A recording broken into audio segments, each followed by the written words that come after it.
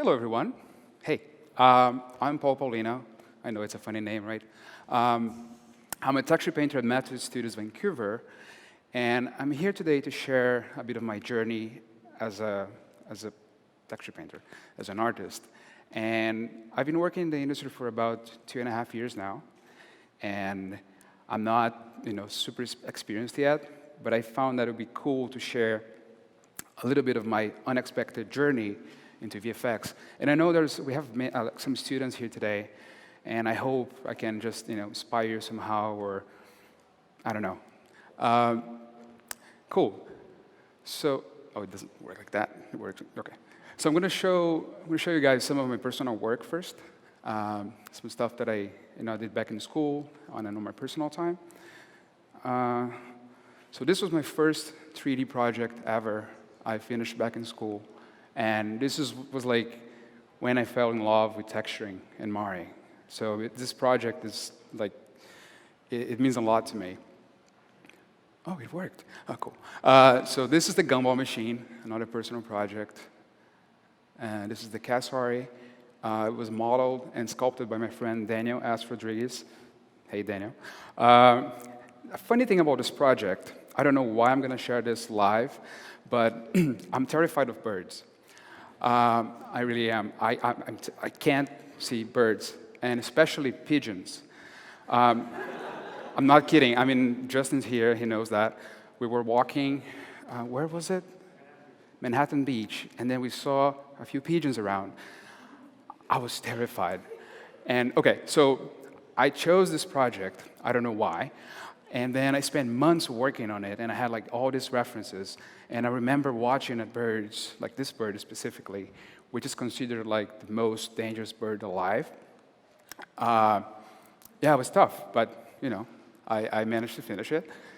And this guy, it's a work in progress. It was modeled by my friend Victor Hugo, and I've been working on the textures and look dev, still not done yet. So it's the first time we're actually showing to someone.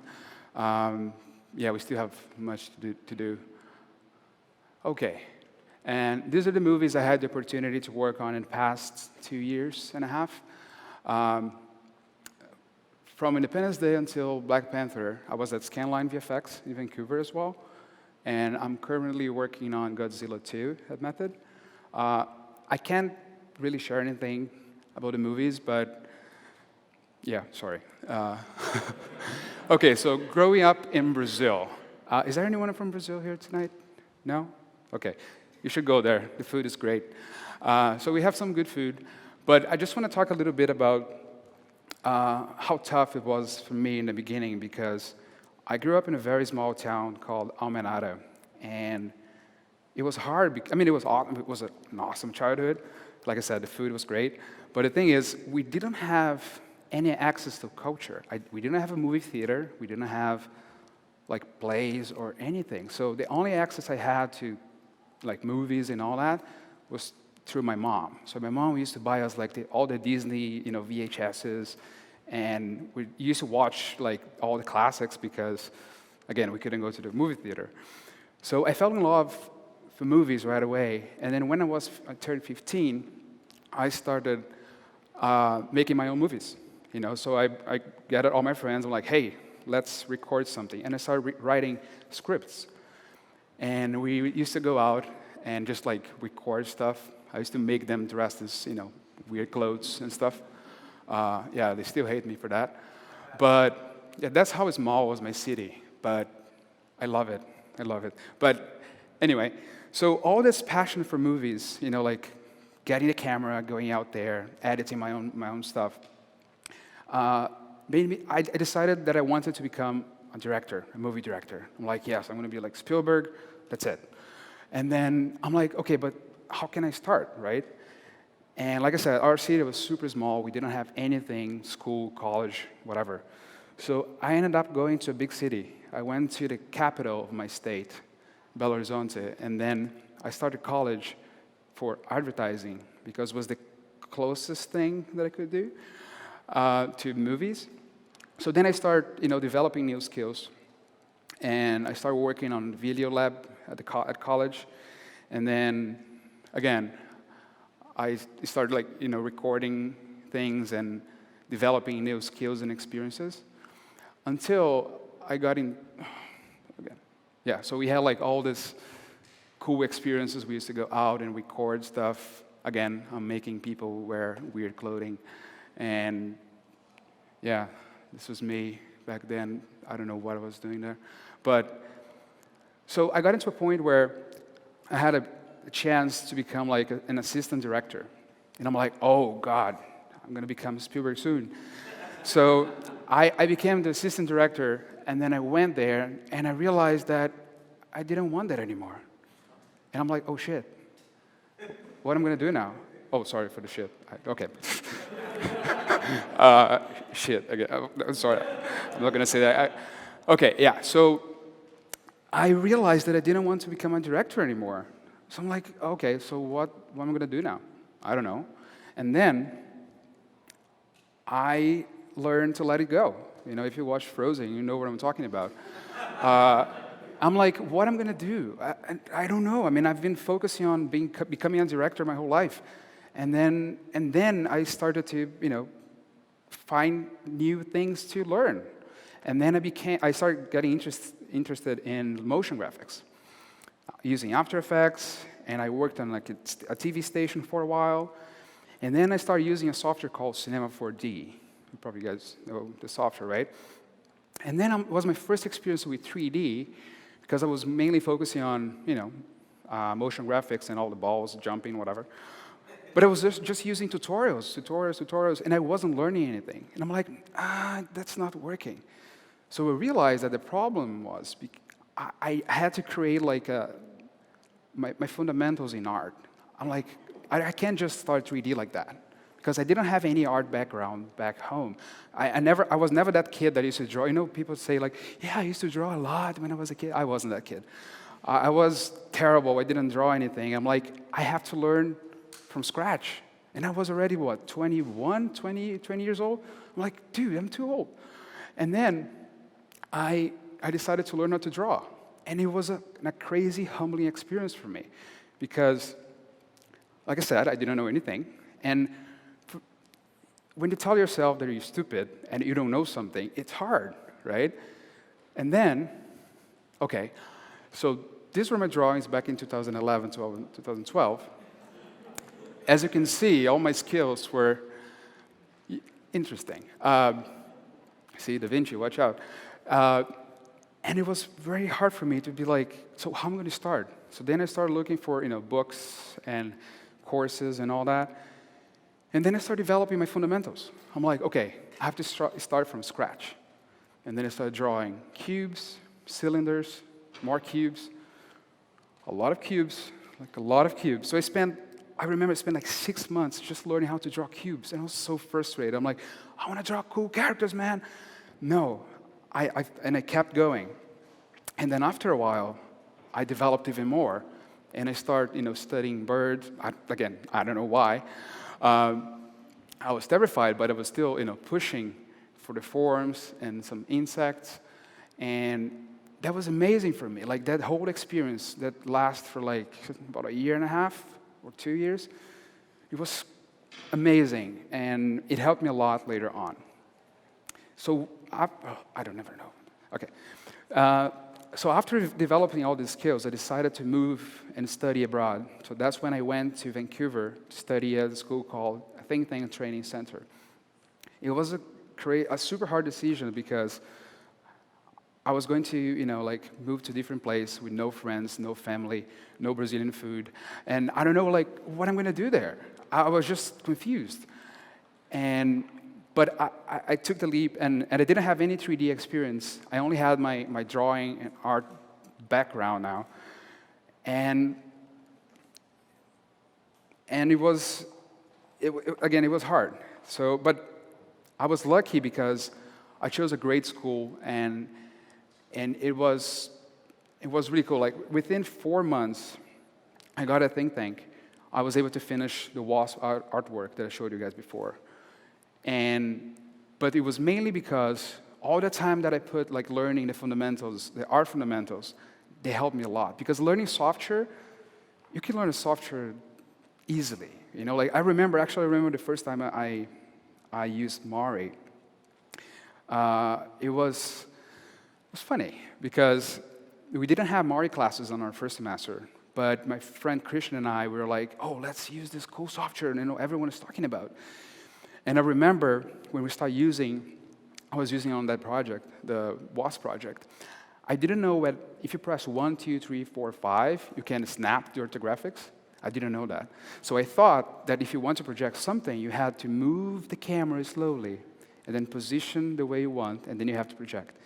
And then sometimes I would just like move the mouse a little bit, and it would go crazy. I'm like, oh, and then I had to position again back.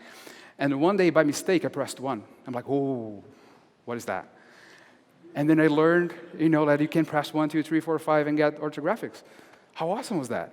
And again, one of the things I want to share with you guys is like, always be curious. Like, if you don't know a software, just open it and start using it. And it's amazing, like what you can learn just by doing that. And so after I finished the WASP project, we have a thing called the Mentorship Program. So you choose your mentor, someone that works in the industry, and it's going to guide you for 4 months. And I was lucky enough to have Mr. Justin Holt as my mentor back in school, and it was awesome. But the thing is, when I met Justin, I had all these crazy ideas because I finished that scene, and I'm like, for my demo reel, I want to create this crazy spaceship station. I don't know, I want to create a huge environment with all these crazy textures all over it. And then he came, on our first session, he looked at me and said, no. And I'm like, what? He's like, no, you're not going to do that. I'm like, why not?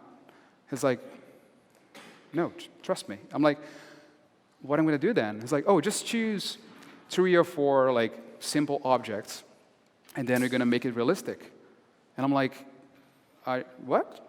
No, I'm not. So I chose a gas mask, a camera, which is this one here, and then I wasn't sure if that was the right thing to do, but I trusted him. And then when I finished my gas mask, it was the first asset I finished.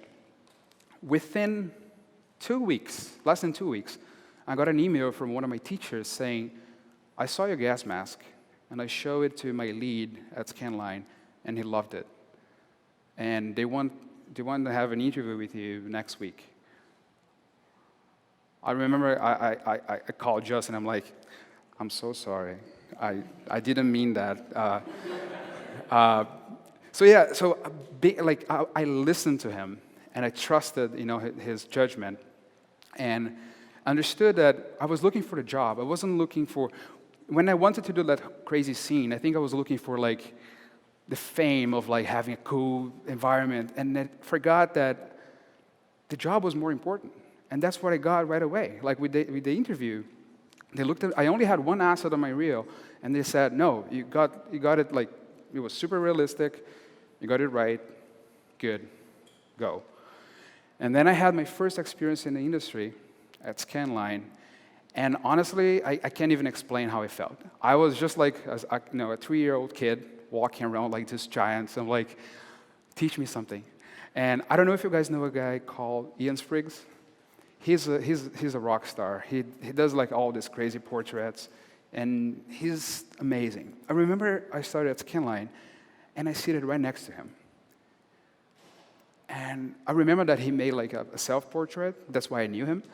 And I remember looking at him being like, you're Ian Spriggs. And he's like, what the hell? I'm like, yeah, I'm a big fan of your work and all that. And he was like the nicest guy ever. And he showed me like many techniques and all these crazy things. And I realized that if you want to succeed in this industry, you must be nice. Please don't be a dick. You're gonna find some crazy people and some weird people, but for most of the time, I always find like this amazing people, all these humble guys that they're always willing to share things. And you're always like, really, man, you worked on Jurassic Park. You should be, at least a little bit crazy and douchey. I don't know. But, yeah. And keeping the learning alive, This is another really important thing for me. When I started working in the industry, I had like all these crazy hours, but I always tried to go home and keep working on something. You know, it doesn't matter if you spend 1 hour or, I don't know, 10 hours. Just try to do something, because you're going to keep pushing your knowledge every day. And not only with CG, I realized lately I've been trying like many different and weird things. I started baking my own bread, and I know it doesn't have anything to do with CG, but there's actually one thing. I bring my bread to work, and people eat it, and right, they like it. So, but all these skills, like anything that you can learn outside work, it's gonna help you. It's gonna develop. You know, you're gonna develop your skills somehow. So if you can, keep studying. You know, always be a student. And the last thing, if you have the time, I know that some people, you know, have kids and have families, and you don't have like the time, but always like try to share knowledge somehow. In my case, I've been trying to write some articles on my website for free, and I do like some videos, like some podcasts, things like that.